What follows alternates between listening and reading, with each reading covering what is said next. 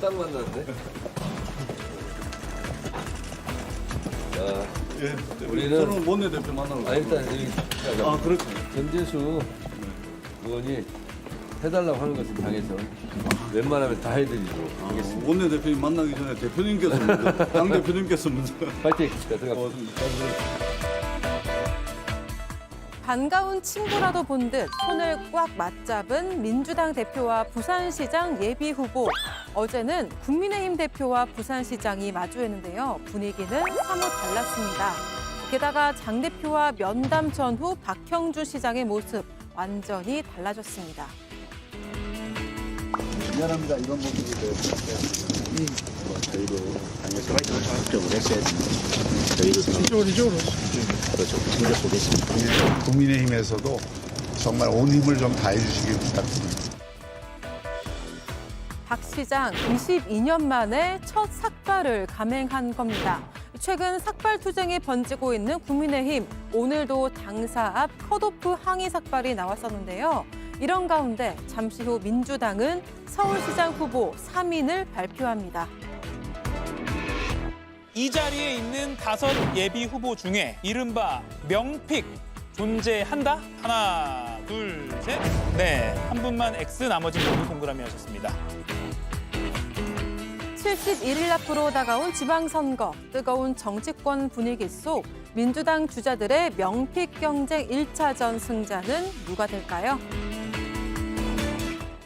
네, 들으신 대로 잠시 후 오후 6시가 되면요. 민주당 서울시장 예비경선 투표가 마감됩니다. 5명의 후보 가운데 본 경선에 진출할 아마도 3명의 후보가 추려지게 됩니다. 총 5명이죠. 박주민, 정원호, 전현희, 김형남, 김영배. 이 자리에서 저희가 지난주 금요일에 토론을 하기도 했습니다. 김주영 의원님, 그런데 예비경선 마지막 날인 오늘도 박주민 예비 후보가 정원호 예비 후보를 향해서 민주당스럽지 않다, 민주당 DNA가 부족하다, 이른바 도이치 관련 행사 참석한 걸 또 집중 공세했거든요. 어떻게 보십니까? 그래서 이제 토론회를 더 하자 그랬는데 왜 안 하냐라는 그런 이슈도 있었잖아요. 네. 근데 당에서 더 기회를 마련해주면 얼마든지 응하겠다고 했는데 당에서 토론회를 더 추가로 하지는 않았어요. 그러니까 이제 사실 앞서가는 후보에 대한 견제구가 날아오는 거라고 보여지는데 그날 이강일 라이브에서 했던 토론회에서도 아주 집중 공세가 펼쳐지더라고요. 감내해야 될 그런 상황이라고 생각합니다. 정원호 후보로서는. 예.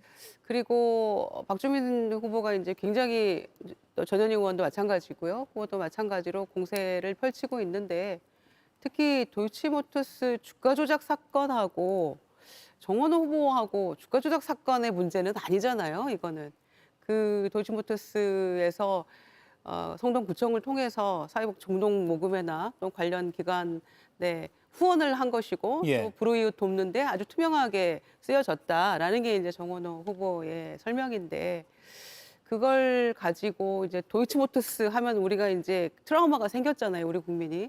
뭐 그런 점은 있습니다만은 이건 주가 조작 사건하고는 완전히 별개의 문제인데 예. 민주당의 DNA까지를 거론한다면 그러면 민주당 타이틀로 성동구청장을 3선씩이나 하면서 굉장히 일 잘한다는 평가를 받았는데 그건 어떻게 되는 것이냐에 이제 문제가 있는 거죠. 그래서 모든 후보에게는 뭐 견제와 또 검증이 철저하게 진행이 돼야겠지만 또 본선에 올라갔을 때 상황도 또 생각을 해야 되는 것이죠. 예. 그래서 지금 크게 맞대항해서 그렇게 공격하거나 이렇게 하지는 않고 있더라고요. 정원호 후보는. 예. 그래서 그런 것들이 찬찬히 설명하면 얼마든지 풀 수 있는 문제다라고 생각하고요. 또 본선에 나갔을 때는 어쩌면 민주당 후보가 도전하는 입장에 있기 때문에 네. 저분들 중에 누가 후보가 되더라도 민주당 후보에 대한 검증이 굉장히 강화될 수 있는 그런 선거가 될 수도 있거든요. 예. 그래서 날카롭게 공격하더라도 또 본선도 생각하면서 서로 자중자애하는 모습도 필요하다. 저는 이렇게 생각합니다. 예, 약 한 15분 뒤면 민주당 서울시장 예비후보 경선 투표가 마감이 되네요. 홍석준 의원님, 상대당이지만 이렇게 예비경선에서 후보 간 치열하게 받으면요. 본경선 또는 정말 본선에서 상대당과 경쟁할 때도 조금 리스크가 있을 가능성, 그런 우려도 나오는데 어떻게 보세요? 그렇죠. 아무래도 예비 경선, 그러니까 당내 경선에서 사실은 이런 어떤 정보라든지 어떤 폭로가 나올 어떤 가능성은 또 더 있습니다. 원래 내부 경쟁이 더 치열한 법이죠. 우리가 민주당 같은 경우 지난 대통령 그 경선 때 이낙연 후보 측에서 대장동 관련된 문제 제기를 먼저 폭로했지 않습니까? 그만큼 내부 경쟁이 더 치열하게 될 수밖에 없는 게 결국 서로가 서로를 잘 알 수밖에 없는 그런 어떤 환경입니다. 그리고 반면에 이런 것들이 이제 드러남으로써 이제 본경선에서 드러날 수 있는 어떤 문제점을 뭐 조기에 뭐 희석화할 수 있는 뭐 그런 어떤 장점도 있습니다. 그럼에도 불구하고 지금 예. 민주당 경선을 보면 아주 뭐 치열하게 될 수밖에 없는 그런 환경입니다. 왜냐하면 얼마 전까지만 하더라도 정은호 후보, 정은호 구청장 이렇게 1위를 할 줄 사실 예상 못했습니다. 이재명 대통령 SNS 일 잘한다는 그런 어떤 걸 갖고 갑자기 이제 튀어오르다 보니까 상대적으로 박주민 의원이라든지 박지원 후보라든지 또 전인희 후보라든지 김명배 후보라든지 이런 기존의 의원들 입장에서는 정은호 구청장이 어떻게 보면 좀 역량이라든지 이런 게 좀 못마땅하고 본인이 좀 해야 되는데 그런 어떤 생각이 굉장히 있을 겁니다. 그래서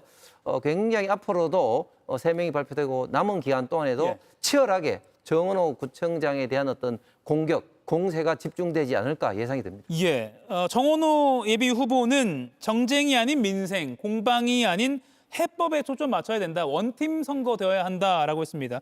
김영남 의원님, 그러니까 공세에 휘말려들지 않겠다. 그래도 우리 민주당 원팀이다. 약간 이런 전략으로 맞받아치기보다는 이렇게 좀 가는 것 같습니다. 그렇죠. 원래 1위 후보는 좀 아웃복싱을 하는 거죠. 붙지 마 그러면서 이제 툭툭 잽을 던지면서 예.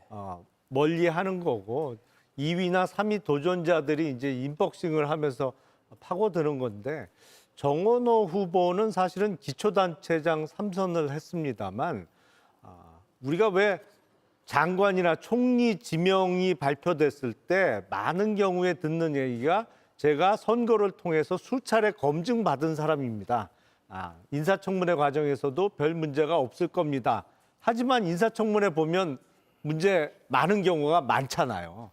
그러니까 선거가 검증 기능이 있습니다만 진짜 검증 기능으로 작용하는 선거는 제가 보기에 대통령 선거하고 서울시장 선거 그리고 어쩌면 경기도지사 후보 정도의 선거예요. 네. 왜냐하면 나머지 선거 특히 기초단체장 수준의 선거에서는 언론의 관심도가 많이 떨어지기 때문에 어떠한 의혹 제기가 돼도 더 이상 검증이 진행되지 않는 경우가 대부분입니다. 그러니까 정원호 구청장은 성동구청장은 3번 했습니다만 어떻게 보면 선거전을 다 잔잔한 강물 위에서 치른 거예요. 근데 서울시장 선거는 그런 선거가 아니거든요.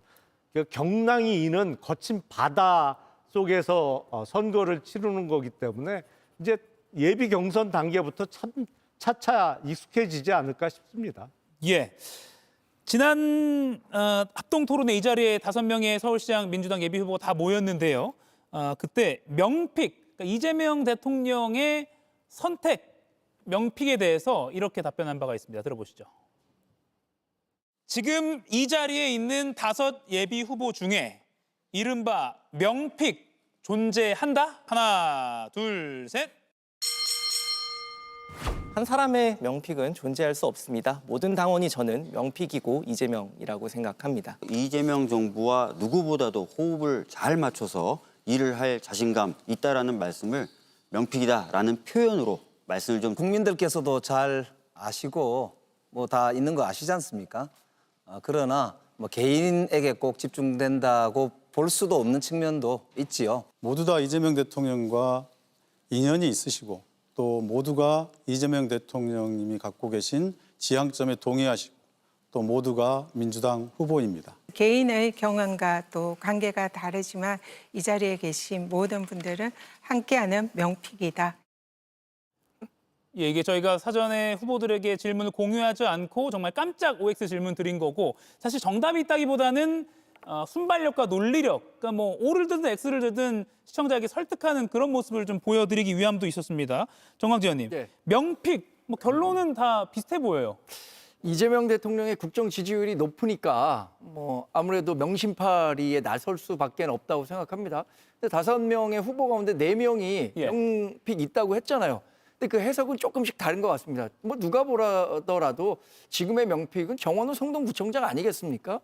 뭐 지난번에 SNS를 통해서 일잘로 부각시키면서 예. 정원호 성동구청장이 사실 삼선 성동구청장이지만 그 서울 시민 전체가 알만한 그 인지도를 갖고 있지는 않았는데 단숨에 굉장히 높은 반열로 올려놨잖아요. 그런 측면에서 정원호 성동구청장은 아까 김용남 의원이 얘기하신 것처럼 모든 논란에서 조금 피해가고 싶은 아웃복싱을 하는 거고 나머지 그 후보들이 인파이터로 하려고 하는데 시간이 좀 짧기 때문에 예.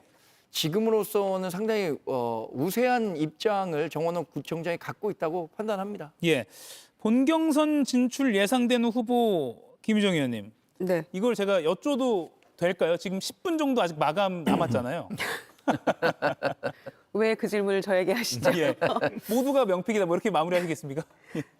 글쎄, 저는 뭐 1, 2, 3번이지 않을까 생각합니다. 아, 네. 네. 뭐 언론에서 뭐 대부분 좀 그렇게 꼽고는 있죠. 네. 한 9분 뒤에 마무리가 되고 7시 전에 아마 발표가 될 것 같은데 한번 지켜보도록 하겠습니다. 자, 서울 봤고요. 부산으로 눈을 돌려보겠습니다. 여당 프리미엄을 강조하는 듯한 행보가 오늘 전재수 의원이 일정이 있었습니다. 정청래 민주당 대표를 만났는데요. 부산시장 박형준 부산시장이 어제 삭발까지 하면서 글로벌 특별법 요걸 통과를 촉구하기도 했습니다. 근데 보란 듯이 오늘 전재수 의원은 여당으로서 정청래 대표를 만나서 우린 계속 통과시킬 수 있다 이런 모습을 좀 보여준 것 같기도 합니다. 홍석준 의원께 이거 여쭐게요. 박형준 부산시장은 삭발하면서 조금 처량한 모습을 좀 강조한 것 같고 오늘 전재수 부산시장 예비 후보는 좀 여당 프리미엄을 강조한 것 같습니다. 대비되는 행보인데요?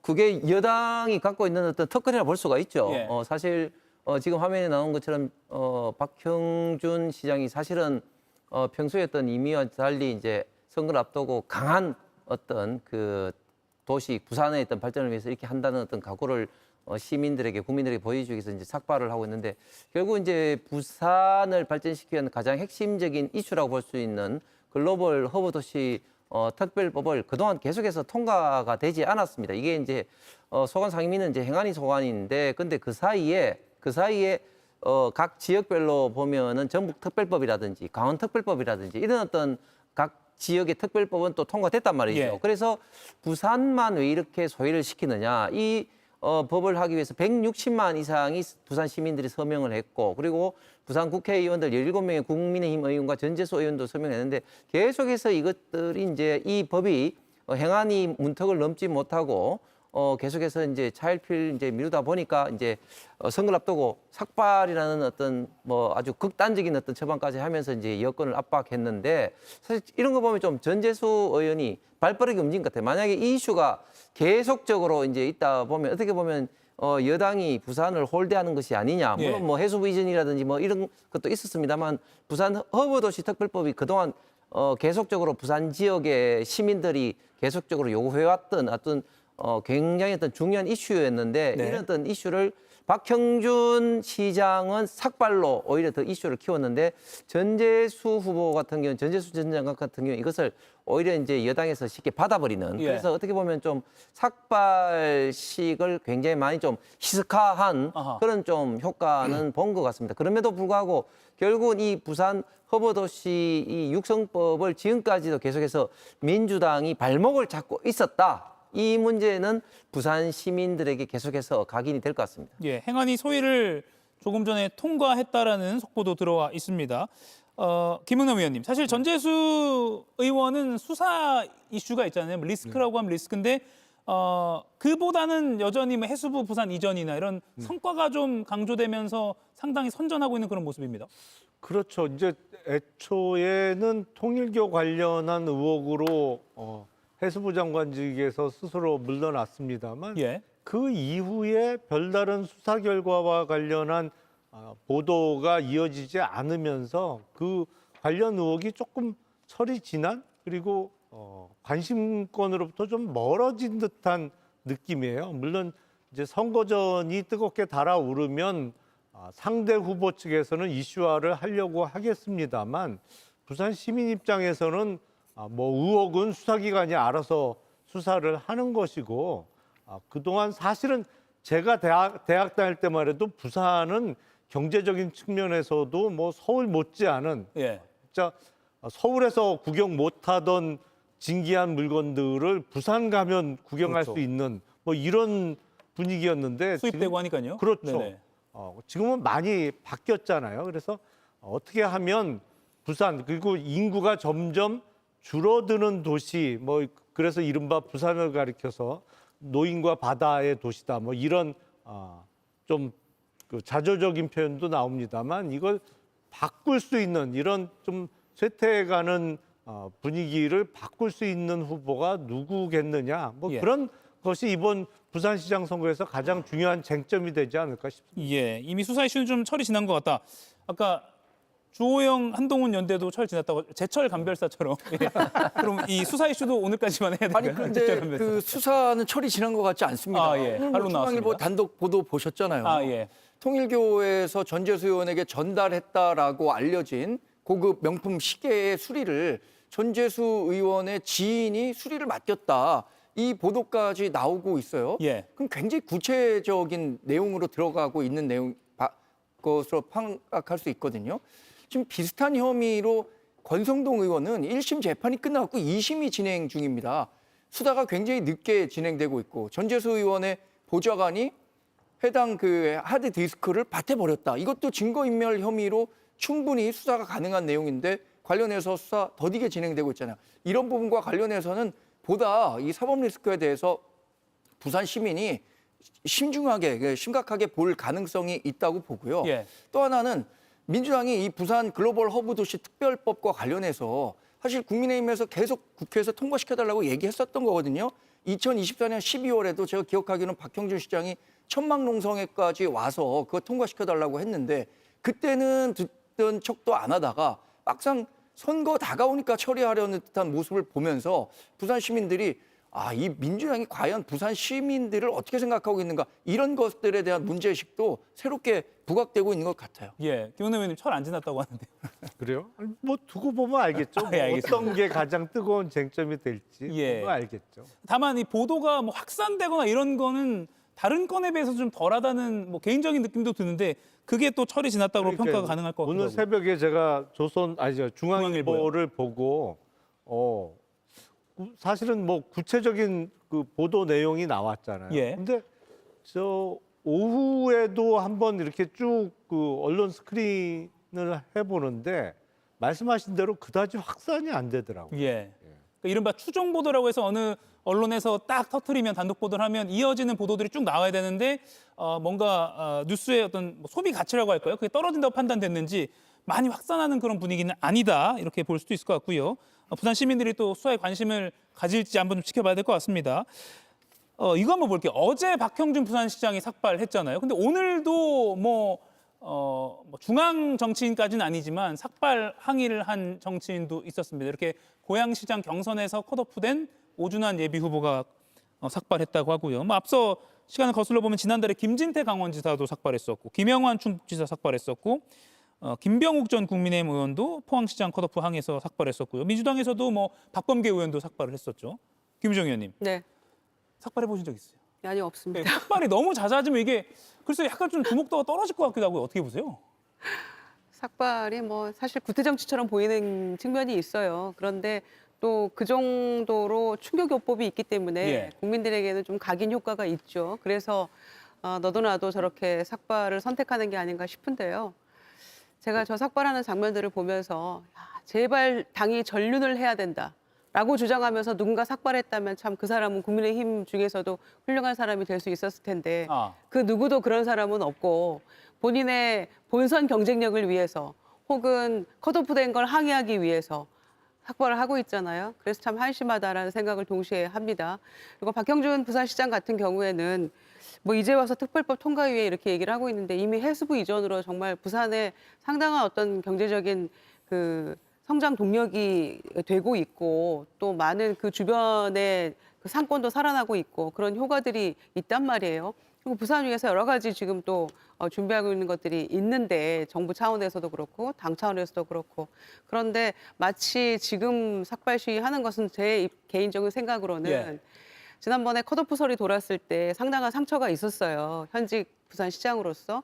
그런데다가 주진우 의원이 생각보다 강세라고 하더라고요. 그러니까 그런 것을 뭔가 만회하기 위한 본인도 강력한 투쟁력이 있다라는 것을 보여주기 위한 일환으로서 저는 삭발을 감행했다라고 생각을 하고요. 그것도 지금 이번에 경선을 위한 그런 준비 과정이 아닌가 생각합니다. 예, 사실 박형준 시장이 교수 출신으로 조금 이렇게 점잖은 분위기로 많이 알려져 있는 삭발을 해서 언론에 많이 오르내렸다는 점에서는 효과가 없었다고 하기는 어려울 것 같습니다.